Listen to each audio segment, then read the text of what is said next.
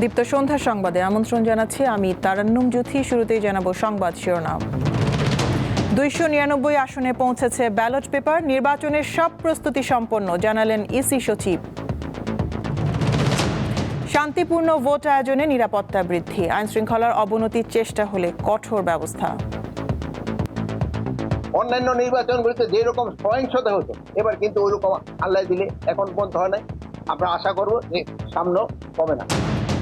200 পর্যবেক্ষক নিয়ে মাঠে নেমেছে ইউরোপীয় ইউনিয়ন, অংশগ্রহণমূলক ভোটের প্রত্যাশা।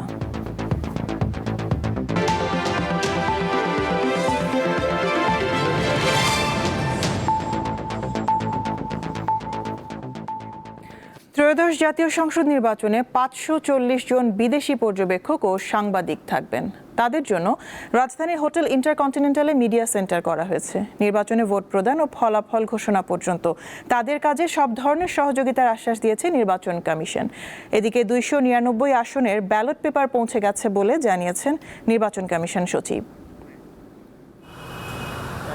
বহুকাঙ্ক্ষিত ত্রয়োদশ জাতীয় সংসদ নির্বাচন ও গণভোটের বাকি আর মাত্র একদিন।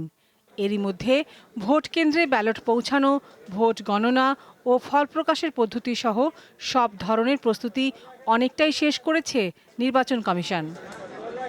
ঢাকায় আসতে শুরু করেছেন বিদেশি পর্যবেক্ষক ও গণমাধ্যম কর্মীরা। তাদের জন্য হোটেল ইন্টারকন্টিনেন্টালে তৈরি করা হয়েছে মিডিয়া সেন্টার। মঙ্গলবার তথ্য অধিদপ্তরের আয়োজনে এই মিডিয়া সেন্টার উদ্বোধন করেন নির্বাচন কমিশনের সিনিয়র সচিব। পরে তিনি গণমাধ্যমকে বলেন, নির্বাচন অবাধ, সুষ্ঠু ও গ্রহণযোগ্য করতে সব ধরনের ব্যবস্থা নেওয়া হচ্ছে। 299টা আসনের সব ব্যালট পেপার চলে গেছে, সব নির্বাচন উপকরণ চলে গেছে। ব্যালট পেপার রিটার্নিং অফিসারের কার্যালয় থেকে পর্যায়ক্রমিকভাবে আপনার অ্যাসিস্ট্যান্ট রিটার্নিং অফিসার এবং প্রিজাইডিং অফিসারদের কাছ থেকে চলে যাচ্ছে। তার মানে ভোট গ্রহণের যে প্রস্তুতি সেটা সম্পন্ন হয়েছে। বিদেশি পর্যবেক্ষক ও সাংবাদিকরা যাতে নিজেদের মতো করে সার্বিক বিষয়ে জানতে পারেন সেই সহযোগিতা দেয়া হবে বলে জানান এই কর্মকর্তা। বিদেশি সংবাদকর্মীরা আসছেন, তাদের জন্য এটা, তারা এখানে তাদের দায়িত্ব পালন করবেন। এখানে আমাদের সহকর্মীরা যে সুযোগ সুবিধা করে দিয়েছেন সেখানে এই ফ্যাসিলিটিসটা তারা করবেন এবং এটা করবেন একজন আমাদের এখান থেকে কমপ্লিমেন্টারি। বিদেশি পর্যবেক্ষক ও গণমাধ্যম কর্মীদের নিরাপত্তা সহ বিভিন্ন বিষয়ে পররাষ্ট্র মন্ত্রণালয়ও নজর রাখছে।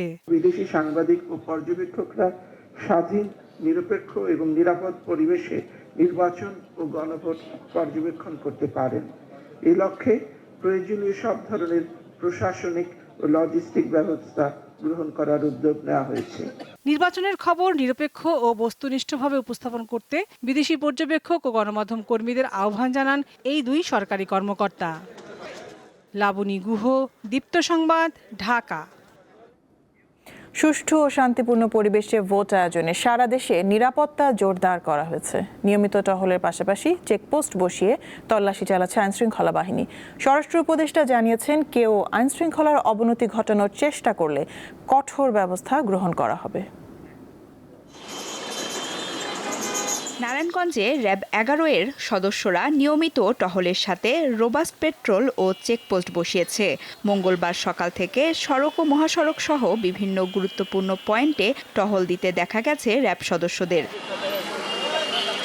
সিলেটে সার্বিক পরিস্থিতি শান্ত রয়েছে। বিচ্ছিন্ন কিছু ঘটনা ছাড়া বড় ধরনের কোনো হুমকি বা ঝুঁকি নেই বলে জানিয়েছে আইন শৃঙ্খলা বাহিনী। মোটর বাইকের মাধ্যমে নির্বাচনী টহল কার্যক্রম পরিচালিত হচ্ছে। এছাড়াও আমাদের জলযান সমূহ যেমন স্পিড বোট এবং ইঞ্জিন বোটের মাধ্যমে টহল কার্যক্রম পরিচালিত হয়েছে।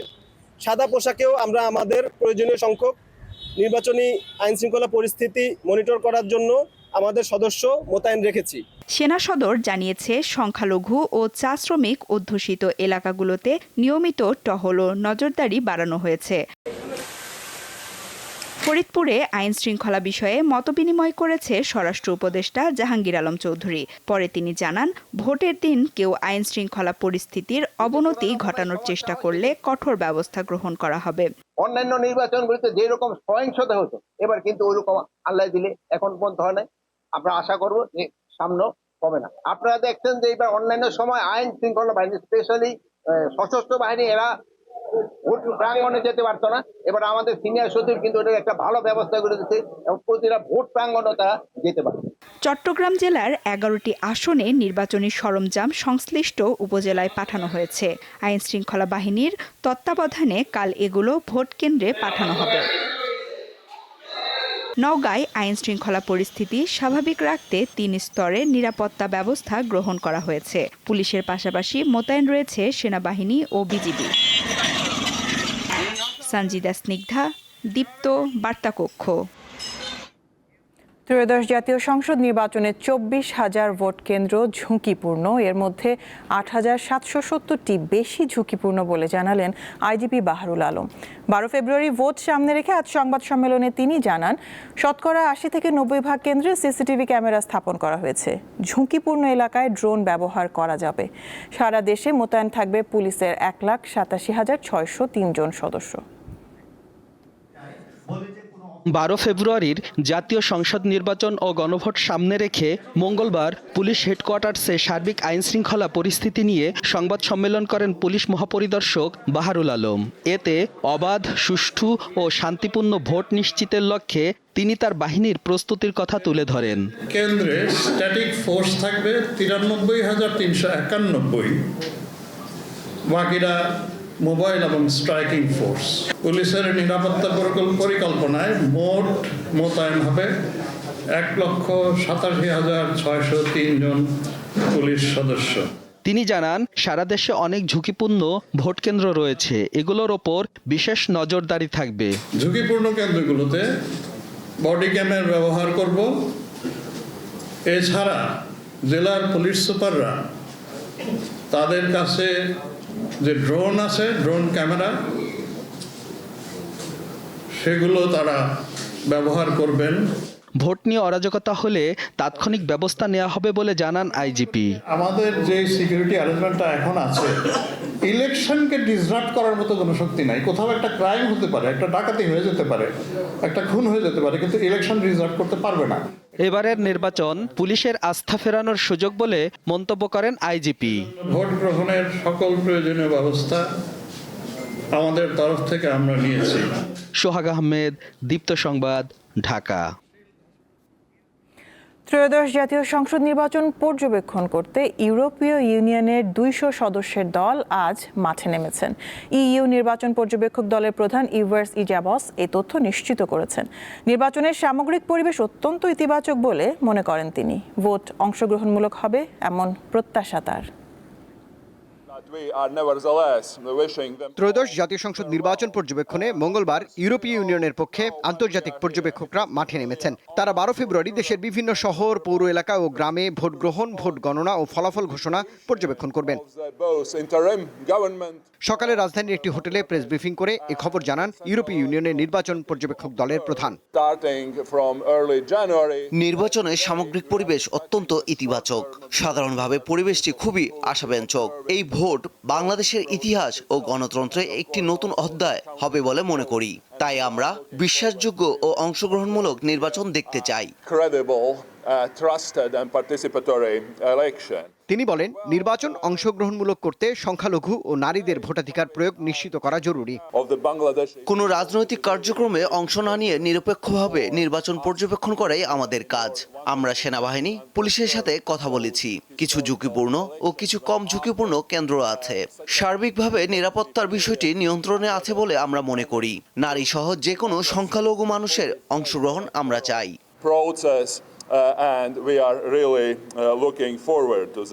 ইউরোপীয় ইউনিয়নের 27টি সদস্য রাষ্ট্রের পাশাপাশি কানাডা, নরওয়ে ও সুইজারল্যান্ড থেকেও নির্বাচন পর্যবেক্ষকরা এরই মধ্যে বাংলাদেশে এসেছেন। রুবায়েত হাসান, দীপ্ত সংবাদ, ঢাকা। অবাধ, সুষ্ঠু ও নিরপেক্ষ নির্বাচন হলে বিএনপি জয়লাভ করবে। সুষ্ঠু ও গঠনমূলক নির্বাচন হলে যে ফলাফলই হবে বিএনপি তা মেনে নেবে বলে জানিয়েছেন বিএনপি নির্বাচন পরিচালনা কমিটির মুখপাত্র মাহদি আমিন। দুপুরে রাজধানী গুলশানে বিএনপি নির্বাচন পরিচালনা কমিটির কার্যালয়ে এক সংবাদ সম্মেলনে কথা বলেন তিনি।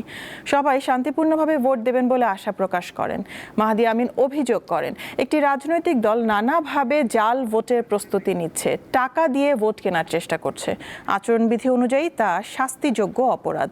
যথাযথ ব্যবস্থা নিতে নির্বাচন কমিশনের দৃষ্টি আকর্ষণ করেছেন তিনি। বলেন, সম্প্রতি বিভিন্ন জেলায় বিএনপির কর্মীদের ওপর দেশীয় অস্ত্রসহ হামলা হয়েছে।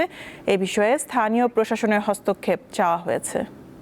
সারা দেশে বিএনপির পক্ষে যে গণজোয়ার সৃষ্টি হয়েছে তাতে একটি অবাধ, সুষ্ঠু ও গ্রহণযোগ্য নির্বাচন হলে বিএনপির নিরঙ্কুশ বিজয় অনিবার্য ইনশাআল্লাহ। দুর্নীতির বিরুদ্ধে তথাকথিত অবস্থানকে পুঁজি করে যে দলটি নির্বাচনী প্রচারণা চালাচ্ছে তারা সেই প্রচারণাতেই সাধারণ মানুষকে এমনকি শিশুদেরও অর্থ দিয়ে প্রলুব্ধ করছেন, যা নির্বাচনী আচরণবিধির চরম লঙ্ঘন। 12 ফেব্রুয়ারি ইলেকশন ইঞ্জিনিয়ারিং এর সুযোগ নেই বলে মনে করেন বিএনপি মহাসচিব মির্জা ফখরুল ইসলাম আলমগীর। সকালে ঠাকুরগাঁওয়ে নিজ বাসায় সংবাদ সম্মেলনে তিনি এই কথা বলেন। নির্বাচন সুষ্ঠু ও নিরপেক্ষ হলে রাষ্ট্র সংস্কারের একটি বড় সুযোগ সৃষ্টি হবে বলে মনে করেন মির্জা ফখরুল। সরকারি কর্মকর্তা কর্মচারীরা নির্বাচনে তাদের দায়িত্ব যথাযথভাবে পালন করবেন বলে আশা করেন তিনি। বিএনপি মহাসচিব বলেন, ভোট সুষ্ঠু হলে তার দল ভূমিধস জয় পাবে। গত 15 বছরে নির্বাচনে এত কারচুপি হয়েছে, এত ইঞ্জিনিয়ারিং হয়েছে যে একটা যে ভালো ইলেকশন হতে পারে এটাই অনেকে ভাবে না। মাথার মধ্যে সবসময় আপনার ওইটা কাজ করে যে বোধহয় কিছু হবে। তবে আমি এখন পর্যন্ত দেখেছি আপনার সামগ্রিকভাবে তাতে করে আমার মনে হয় যে ইলেকশনটা ভালো হবে। আর ইঞ্জিনিয়ারিং এর ব্যাপারগুলো আমার মনে হয় না যে সেভাবে ইফেক্টিভলি আপনার কোনো ইনফ্লুয়েন্স করতে পারবে। জামায়াত আমিরের জনপ্রিয়তাকে টার্গেট করে বারবার অপপ্রচার চালানো হচ্ছে বলে অভিযোগ করেছেন দলের সহকারী সেক্রেটারি জেনারেল অ্যাডভোকেট এহসানুল মাহবুব জুবায়ের। এ ব্যাপারে ইসিকে তড়িৎ পদক্ষেপ নেওয়ার আহ্বান জানিয়েছেন তিনি। মঙ্গলবার ইউরোপীয় ইউনিয়ন সহ ভারত, পাকিস্তান ও ফিলিপাইনের নির্বাচন পর্যবেক্ষকদের সাথে সাক্ষাৎ শেষে তিনি এসব কথা বলেন। অভিযোগ করেন, ঢাকা 15 আসনে জামায়াত প্রার্থীর নামে ভুয়া কাগজ ছড়ানো হচ্ছে। তিনি বলেন, কিছু আসনে অনেক বেশি বডি ক্যামেরা আর কিছু আসনে কম। এটি প্রশাসন সৎ উদ্দেশ্যে করেনি। একটি বিশেষ দলকে নির্বাচনে অতিরিক্ত সুবিধা দিতেই এমনটি করা হয়েছে বলে অভিযোগ করেন তিনি। এইভাবে একটা লিফলেটের মতো করে কেবা ছড়াচ্ছেন, বোঝাই যাচ্ছে যে আমাদেরকে বিতর্কিত করা, আমাদের ভাবমর্যাদাকে ক্ষতিগ্রস্ত করা, এবং এটা তো সুস্পষ্টভাবে নির্বাচনী আচরণবিধির লঙ্ঘন। আমাদের পক্ষ থেকে করার তো প্রশ্নই ওঠে না। ক্ষমতাচ্যুত প্রধানমন্ত্রী শেখ হাসিনার সাবেক উপদেষ্টা সালমান এফ রহমান ও আওয়ামী লীগ সরকারের সাবেক আইনমন্ত্রী আনিসুল হকের বিরুদ্ধে জুলাই হত্যাযজ্ঞে মানবতাবিরোধী অপরাধের অকাট্য প্রমাণ রয়েছে বলে জানিয়েছেন চিফ প্রসিকিউটর মোহাম্মদ তাজুল ইসলাম।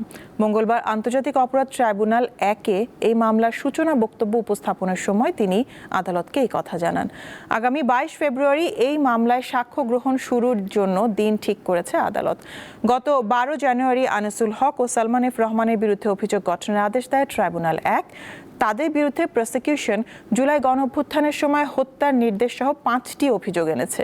সরকার পরিবর্তন হলেও ট্রাইব্যুনালে জুলাই হত্যাযজ্ঞের চলমান বিচারে প্রভাব পড়বে না বলেও মনে করেন chief prosecutor Mohammad Tajul Islam. Curfew জারির ব্যাপারে সালমান এফ রহমান এবং আনিসুল হকের সালা পরামর্শ, তারা যে পরামর্শ দিয়েছেন তার প্রেক্ষিতেই কারফিউ জারি হয়েছে। শুট অ্যাট সাইট, যে দেখামাত্র গুলি করার যে নির্দেশ, সেই পরিকল্পনা বাস্তবায়নও কিন্তু তাদের পরামর্শেই হয়েছে। তাদের বিরুদ্ধে যে সমস্ত digital evidence, documentary evidence, live evidence যেগুলো যা কিছু আছে সব কিছু উপস্থাপনের মাধ্যমে তারা যে অপরাধ জুলাই আগস্টে করেছেন সেটি প্রসিকিউশন পক্ষ অকাট্যভাবে প্রমাণ করতে সক্ষম হবেন ইনশাল্লাহ। বিশ্বের সবচেয়ে দুর্নীতিগ্রস্ত দেশের তালিকায় বাংলাদেশের অবস্থান 13তম। আজ এমনটাই জানিয়েছে ট্রান্সপারেন্সি ইন্টারন্যাশনাল বাংলাদেশ TIB। 182টি দেশের মধ্যে 100-র স্কেলে বাংলাদেশের স্কোর 24, যা বৈশ্বিক গড় স্কোরের চেয়ে অনেক নিচে। অবশ্য গত বছরের চেয়ে এবার বাংলাদেশের 1 পয়েন্ট উন্নতি হয়েছে। সকালে রাজধানীতে সংবাদ সম্মেলনে দুর্নীতির ধারণা সূচক CPI 2025 প্রকাশ করে TIB। আমাদের স্কোর 1 পয়েন্ট গতবারের তুলনায় 1 পয়েন্ট বেশি, এবং তবে র্যাঙ্কিংয়ের দিক থেকে নিচের দিক থেকে র্যাঙ্কিং এক স্টেপ নিচে। যেটার যে বার্তাটা দিচ্ছে এই সূচক, সেটা হচ্ছে যে একটা আমাদের যে কর্তৃত্ববাদ পতন প্রতিরোধ বিরোধী যে জুলাই আন্দোলন, সেটির একটা ইতিবাচক মূল্যায়ন এবং বিশ্লেষণ হয়েছে এই সূচকের মাধ্যমে, যার ফলে ইমিডিয়েট ইমপ্লিকেশন। দর্শক, এই ছিল দীপ্ত সন্ধ্যার সংবাদে। এখন জাতির উদ্দেশ্যে ভাষণ দেবেন প্রধান উপদেষ্টা ডক্টর মোহাম্মদ ইউনূস। বিটিভির সৌজন্যে আমরা সরাসরি চলে যাচ্ছি সেখানে। সবাইকে আমার আন্তরিক সালাম ও অভিবাদন। আসসালামু আলাইকুম। আজ আপনাদের সামনে উপস্থিত হয়েছি এক অতি তাৎপর্যপূর্ণ, ঐতিহাসিক ও ভবিষ্যৎ নির্ধারক মুহূর্তে। আর মাত্র একদিন পরেই সারা দেশে অনুষ্ঠিত হবে ত্রয়োদশ জাতীয় সংসদ নির্বাচন এবং তার সাথে জুলাই জাতীয় সনদের উপর গণভোট।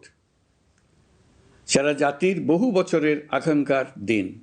আমি গভীর শ্রদ্ধা ও বিনম্রতার সঙ্গে স্মরণ করছি মহান মুক্তিযুদ্ধ ও জুলাই গণ অভ্যুত্থানের সকল শহীদকে, যাদের রক্তের বিনিময়ে আমরা বাংলাদেশ পেয়েছি এবং স্বৈরাচার বিরোধী দীর্ঘ লড়াই সংগ্রামের সাফল্যের পর আজ আবার গণতান্ত্রিক উত্তরণের যুগ সন্ধিক্ষণে দাঁড়িয়ে আছি। আপামর জনগণের, বিশেষ করে জুলাইয়ের যোদ্ধাদের আত্মত্যাগ ছাড়া এই নির্বাচন, এই গণভোট কোনোটিই সম্ভব হতো না। সমগ্র জাতি তাই তাদের কাছে চিরঋণী। প্রত্যেক জাতির জীবনে এমন কিছু দিন আসে যার তাৎপর্য থাকে সুদূর প্রসারী, যেদিন নির্ধারিত হয় রাষ্ট্রের ভবিষ্যৎ দিক নির্দেশনা, গণতন্ত্রের চরিত্র এবং স্থায়িত্ব ও আগামী প্রজন্মের ভাগ্য। আগামী পরশু ঠিক তেমনি একটা দিন, যেদিন দুটি ভোট অনুষ্ঠিত হতে যাচ্ছে। আমরা সবাই মিলে নতুন সরকার গঠনের নির্বাচন করব এবং পাশাপাশি গণভোটের মাধ্যমে আমাদের প্রাণপ্রিয় বাংলাদেশ রাষ্ট্রের ভবিষ্যৎ কাঠামো নির্ধারণ করব। ইতিমধ্যে আনুষ্ঠানিক নির্বাচনী প্রচার প্রচারণা শেষ হয়ে গেছে। এখন আমাদের সবার সিদ্ধান্ত নেওয়ার পালা। এই মুহূর্তে রাষ্ট্রের দায়িত্বপ্রাপ্ত একজন নাগরিক হিসেবে আপনাদের সঙ্গে কিছু গুরুত্বপূর্ণ কথা ভাগ করে নেওয়াকে আমি আমার নৈতিক ও সাংবিধানিক দায়িত্ব মনে করছি। প্রথমেই গভীর সন্তোষ ও কৃতজ্ঞতার সঙ্গে উল্লেখ করতে চাই, এবারের নির্বাচনকে ঘিরে সার্বিক প্রচার প্রচারণা পূর্ববর্তী যে কোনো নির্বাচনের তুলনায় উল্লেখযোগ্যভাবে শান্তিপূর্ণ হয়েছে। মত আদর্শের পার্থক্য থাকা সত্ত্বেও রাজনৈতিক দলগুলো সংযম দেখিয়েছে। প্রার্থীরা দায়িত্বশীল আচরণ করেছেন এবং সাধারণ মানুষ সচেতন থেকেছেন। এই পরিবেশ হঠাৎ করে তৈরি হয়নি, এটি সম্মিলিত দায়িত্ববোধের ফল।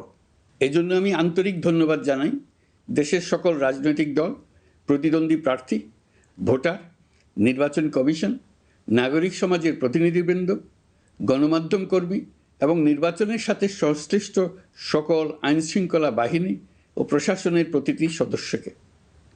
আপনাদের সম্মিলিত প্রচেষ্টায় আমরা একটি আশাব্যঞ্জক পরিবেশে নির্বাচন অনুষ্ঠানের দ্বার প্রান্তে পৌঁছতে পেরেছি। তবে এই শান্তিপূর্ণ পরিবেশের মাঝেও আমাদের হৃদয়ে গভীর বেদনার ছায়া রয়েছে। নির্বাচনের তফসিল ঘোষণার পর এবং প্রচার প্রচারণাকালে সংঘটিত কয়েকটি সহিংস ঘটনায় আমরা কিছু মূল্যবান প্রাণ হারিয়েছি। এই সহিংসতা আমাদের জাতীয় বিবেককে নাড়িয়ে দিয়েছে। গণতন্ত্রের চর্চায় কোনো প্রাণ ঝরে যাওয়া কোনো সভ্য রাষ্ট্রের জন্য গ্রহণযোগ্য নয়। প্রিয় দেশবাসী, এবারের নির্বাচনে 51টি দল প্রতিদ্বন্দ্বিতা করছে, যা এ যাবৎকালের যে কোনো নির্বাচনের মধ্যে সর্বাধিক সংখ্যক রাজনৈতিক দলের অংশগ্রহণ। স্বতন্ত্র সহ মোট প্রার্থীর সংখ্যা 2000-এরও বেশি। আগের জাতীয় নির্বাচনগুলোতে এর চেয়ে বেশি প্রার্থী প্রায় কখনোই দেখা যায়নি। প্রিয় দেশবাসী, এবারের নির্বাচন শুধু আরেকটি নিয়মিত নির্বাচন নয়, এটি একটি গণ অভ্যুত্থানের পর দেশের প্রথম জাতীয় নির্বাচন। দীর্ঘ সময় ধরে জমে থাকা ক্ষোভ, বৈষম্য, বঞ্চনা ও অবিচারের বিরুদ্ধে জনগণের যে জাগরণ আমরা দেখেছি, এই নির্বাচন তার সাংবিধানিক প্রকাশ। রাজপথের সেই দাবি আজ আপনাদের ব্যালটের মাধ্যমে উচ্চারিত হতে যাচ্ছে। তাই এই নির্বাচন বাংলাদেশের গণতান্ত্রিক যাত্রায় একটি ঐতিহাসিক মাইলফলক। এই নির্বাচনের মাধ্যমে আমরা শুধু জনপ্রতিনিধি নির্বাচন করছি না, একই সাথে আমরা সিদ্ধান্ত নিচ্ছি বাংলাদেশ কোন পথে এগোবে। আমরা কি একটা বৈষম্যহীন, ন্যায়ভিত্তিক ও জবাবদিহিমূলক রাষ্ট্র গড়তে পারবো, নাকি আবারও পুরনো ক্ষমতাকেন্দ্রিক ও অনিয়ন্ত্রিত বৃত্তে ফিরে যাব? এই প্রশ্নের উত্তর দেবে গণভোট। আমি সকল প্রতিদ্বন্দ্বী প্রার্থীর প্রতি আন্তরিক আহ্বান জানাই, নির্বাচনের ফলাফল যাই হোক না কেন, ব্যক্তিগত বা দলীয় স্বার্থের ঊর্ধ্বে উঠে জাতির বৃহত্তর স্বার্থকে প্রাধান্য দিন। বিজয় যেমন গণতন্ত্রের অংশ, তেমনি পরাজয়ও গণতন্ত্রের অবিচ্ছেদ্য সত্য। নির্বাচনের পর সবাই মিলে একটি নতুন ন্যায়ভিত্তিক গণতান্ত্রিক ও অন্তর্ভুক্তিমূলক বাংলাদেশ গড়ার কাজে আত্মনিয়োগ করুন। প্রিয় দেশবাসী, আজ আমি বিশেষভাবে কথা বলতে চাই আমাদের তরুণ ভোটার ও নারী ভোটারদের সঙ্গে। আপনারাই সেই প্রজন্ম যারা গত 17 বছর ধরে ভোটাধিকার থাকা সত্ত্বেও ভোট দিতে পারেননি। আপনারা বড় হয়েছেন এমন এক বাস্তবতায় যেখানে ভোটের মুখোশ ছিল কিন্তু ভোট ছিল না, ব্যালট ছিল কিন্তু ভোটার ছিল না। এই দীর্ঘ সময়ের বঞ্চনা ও অবদমনের সবচেয়ে বড় মূল্য জাতিকে প্রতিদিন দিতে হয়েছে। তবু আপনারা আশা ছাড়েননি, অন্যায়ের সামনে মাথা নত করেননি। আন্দোলনে, প্রতিবাদে, চিন্তায় ও স্বপ্নে আপনারা একটি নতুন বাংলাদেশের আকাঙ্ক্ষা লালন করেছেন। আজ জুলাই গণঅভ্যুত্থানের মাধ্যমে ইতিহাসের গতিপথ বদলানোর সেই দিনটি এসেছে। বিশেষ করে আমাদের নারীরা মুক্তিযুদ্ধ থেকে শুরু করে বাংলাদেশের সবকটি গণ আন্দোলন, পরিবার থেকে রাষ্ট্র, সবখানেই শক্তি হয়ে দাঁড়িয়েছেন। নারীরাই ছিল জুলাই গণঅভ্যুত্থানের সম্মুখ সারির যোদ্ধা। নারীরাই এই দেশের অর্থনীতির অন্যতম চালিকা শক্তি। বৈদেশিক মুদ্রা আয়ের শক্ত ভিত, ক্ষুদ্র ঋণ, কুটির শিল্প, নারী উদ্যোক্তা, এই শব্দগুলোর পেছনে আছে পরিবর্তনের গল্প, পরিবার ও সমাজে স্বাবলম্বী হবার গল্প। আপনারা ঘরে, রাজপথে সমানভাবে সংগ্রাম করেছেন, সন্তানদের ভবিষ্যৎ আগলে রেখেছেন, সমাজকে টিকিয়ে রেখেছেন, অথচ রাষ্ট্রীয় সিদ্ধান্তে নিজেদের মত প্রকাশের সুযোগ থেকে দীর্ঘদিন বঞ্চিত হয়েছেন। এই নির্বাচন আপনাদের জন্য এক নতুন সূচনা। আর আমাদের তরুণরা, যাদের স্বপ্ন, মেধা ও শক্তি আগামী বাংলাদেশের ভিত্তি, এই ভোট আপনাদের প্রথম সত্যিকারের রাজনৈতিক উচ্চারণ। তাই আমি আপনাদের কাছে অনুরোধ নয়, দাবি জানাচ্ছি, ভয়কে পেছনে রেখে সাহসকে সামনে এনে ভোট কেন্দ্রে যান। আপনার একটি ভোট শুধু একটি সরকার নির্বাচন করবে না, এটি 17 বছরের নীরবতার জবাব দেবে, বাধাহীন ফেসিবাদের জবাব দেবে, জাতিকে নতুনভাবে গঠিত করবে এবং প্রমাণ করবে এই দেশ তার তরুণ ও নারী এবং সংগ্রামী জনতার কণ্ঠ আর কোনো দিন হারাতে দেবে না। প্রিয় নাগরিকবৃন্দ, নির্বাচন অবাধ, সুষ্ঠু, নিরপেক্ষ ও শান্তিপূর্ণ করতে সরকার সর্বোচ্চ প্রস্তুতি গ্রহণ করেছে। এবার রেকর্ড সংখ্যক আইনশৃঙ্খলা বাহিনীর সদস্য মোতায়েন করা হয়েছে। পাশাপাশি ম্যাজিস্ট্রেসি ক্ষমতা সম্পন্ন সশস্ত্র বাহিনীর সদস্যদেরও ব্যাপকভাবে দায়িত্বে রাখা হয়েছে, যাতে যে কোনো ধরনের বিশৃঙ্খলা বা সহিংসতা দ্রুত ও কঠোরভাবে প্রতিহত করা যায়। আমি গভীরভাবে বিশ্বাস করি তারা সকলেই ঈমান, দেশপ্রেম ও কর্তব্যনিষ্ঠায় উজ্জীবিত হয়ে তাদের উপর অর্পিত মহান দায়িত্ব সুষ্ঠু ও সুচারুরূপে পালন করবেন। প্রযুক্তির সর্বোচ্চ ব্যবহার নিশ্চিত করতে প্রথমবারের মতো সারা দেশে ব্যাপক পরিসরে সিসি ক্যামেরা স্থাপন করা হয়েছে। ভোট কেন্দ্রে দায়িত্বরত কর্মকর্তারা শরীরের সাথে সেটে রাখা ক্যামেরা ব্যবহার করছেন। নিরাপত্তা ও নজরদারিতে ড্রোন ও ডগ স্কোয়াড ব্যবহারের ব্যবস্থাও রাখা হয়েছে। এসব ব্যবস্থার একমাত্র লক্ষ্য ভোটাররা যেন নির্ভয়ে, নিশ্চিন্তে ও সম্মানের সঙ্গে তাদের ভোটাধিকার প্রয়োগ করতে পারেন। এই নির্বাচনকে আরও অন্তর্ভুক্তিমূলক করার জন্য আমরা কিছু ঐতিহাসিক পদক্ষেপ গ্রহণ করেছি। প্রথমবারের মতো প্রবাসী বাংলাদেশিদের ভোটাধিকার প্রয়োগের সুযোগ সৃষ্টি করা হয়েছে। বিশ্বের বিভিন্ন প্রান্তে বসবাসকারী আমাদের ভাই বোনেরা দেশের ভবিষ্যৎ নির্ধারণে অংশগ্রহণ করতে পারছেন। এটি আমাদের গণতন্ত্রের পরিসরকে আরও বিস্তৃত করেছে। আমাদের এই নতুন অভিজ্ঞতা অন্যান্য দেশে প্রচলনের জন্য ইতিমধ্যে কয়েকটি দেশ আগ্রহ প্রকাশ করেছে এবং আমাদের অভিজ্ঞতার প্রতিটি ধাপ তারা পর্যবেক্ষণ করছে। একই সঙ্গে দেশে অবস্থানরত সরকারি কাজে নিয়োজিত ব্যক্তি, আইনশৃঙ্খলা বাহিনীর সদস্য এবং আইনি হেফাজতে বা কারাগারে থাকা যোগ্য নাগরিকদের জন্য পোস্টাল ব্যালটের মাধ্যমে ভোট প্রদানের সুযোগ দেওয়া হয়েছে। এটি প্রমাণ করে রাষ্ট্র কাউকে বাদ দিয়ে নয়, সবাইকে সঙ্গে নিয়েই এগোতে চায়। ভোটাধিকার কারো দয়া নয়, এটা আমাদের সংবিধান প্রদত্ত মৌলিক অধিকার। এই অধিকার প্রয়োগের মাধ্যমেই আমরা ঠিক করি আমাদের ভবিষ্যৎ কোন পথে যাবে। একটি অবাধ ও সুষ্ঠু অংশগ্রহণমূলক নির্বাচন নিশ্চিত করা শুধু সরকারের দায়িত্ব নয়, এটি রাষ্ট্রের প্রতিটি নাগরিকের দায়িত্ব। রাজনৈতিক দলগুলোর প্রতি আমি অত্যন্ত স্পষ্টভাবে বলতে চাই, আপনারা দলের কেন্দ্র থেকে তৃণমূল পর্যন্ত সর্বস্তরের নেতাকর্মীদের দায়িত্বহীনভাবে নির্দেশ দিন যেন কেউ কোনো ধরনের বিশৃঙ্খলা, সহিংসতা, ভয়ভীতি প্রদর্শন, কেন্দ্র দখল, ভোটে প্রভাব বিস্তার করা কিংবা উস্কানিমূলক কর্মকাণ্ডে জড়িত না হয়। কেউ যেন সোশ্যাল মিডিয়াতে বা অন্য কোনোভাবে গুজব না ছড়ায়। রাষ্ট্র কোনোভাবেই এই ধরনের আচরণ সহ্য করবে না। ইতিহাস আমাদের শিক্ষা দেয়, একটি ত্রুটিপূর্ণ, প্রশ্নবিদ্ধ বা সহিংসতাপূর্ণ নির্বাচন শেষ পর্যন্ত কারো জন্যই মঙ্গল বয়ে আনে না, বরং দেশের সর্বনাশ ডেকে আনে। যারা জনগণের মতামত উপেক্ষা করে শক্তি ও অনিয়মের মাধ্যমে ক্ষমতায় থাকতে চেয়েছে, তারা সবাই শেষ পর্যন্ত জনগণের আদালতে কঠিন জবাবদিহিতার মুখোমুখি হয়েছে। প্রিয় দেশবাসী, নির্বাচনী প্রক্রিয়া শুরু হওয়ার পর থেকেই আমরা লক্ষ্য করছি একটি চিহ্নিত মহল পরিকল্পিতভাবে গুজব ও অপতথ্য ছড়িয়ে নাগরিকদের মনে সন্দেহ, ভয় ও বিভ্রান্তি সৃষ্টি করার চেষ্টা করছে। তাদের উদ্দেশ্য একটাই, নির্বাচনের শান্তিপূর্ণ পরিবেশ নষ্ট করা, জনগণের আস্থাকে দুর্বল করা। আমি আপনাদেরকে অনুরোধ করছি, সতর্ক থাকুন, দায়িত্বশীল থাকুন, যাচাই না করে কোনো তথ্য শেয়ার করবেন না। গুজবের বিরুদ্ধে সবচেয়ে বড় অস্ত্র হলো সচেতনতা ও সত্য। নির্বাচন নিয়ে যারা বিগত মাসগুলোতে উদ্দেশ্যমূলকভাবে সংশয়, সন্দেহ সৃষ্টি করেছিল, তারা সম্পূর্ণভাবে ভুল প্রমাণিত হয়েছে। জনগণকে বিভ্রান্ত করতে তারা চূড়ান্তভাবে ব্যর্থ হয়েছে। আপনারা সকল প্রকার অপপ্রচার থেকে নিজেদের মুক্ত রাখুন।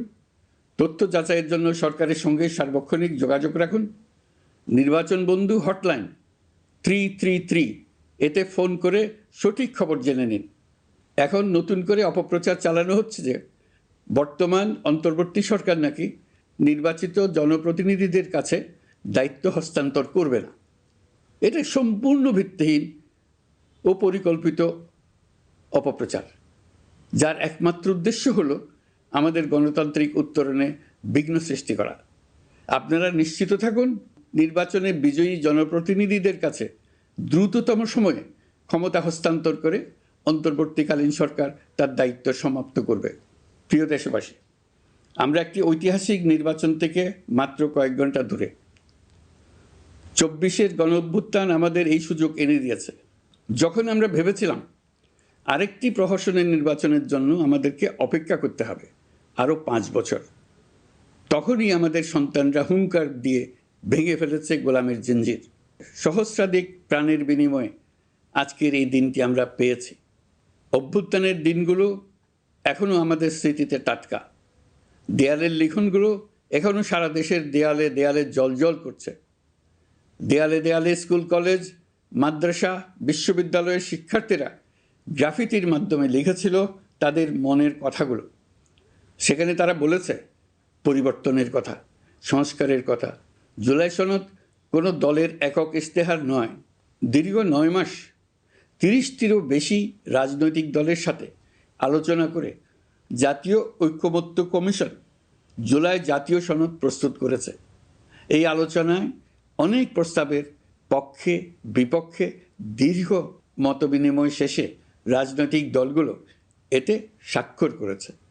এই সনদ জাতির ভবিষ্যৎ পথ চলার এক ঐতিহাসিক দলিল, গণঅভ্যুত্থানের চেতনা, জনগণের দীর্ঘদিনের আকাঙ্ক্ষা এবং ভবিষ্যৎ রাষ্ট্র ব্যবস্থার একটি সুস্পষ্ট দিক নির্দেশনা।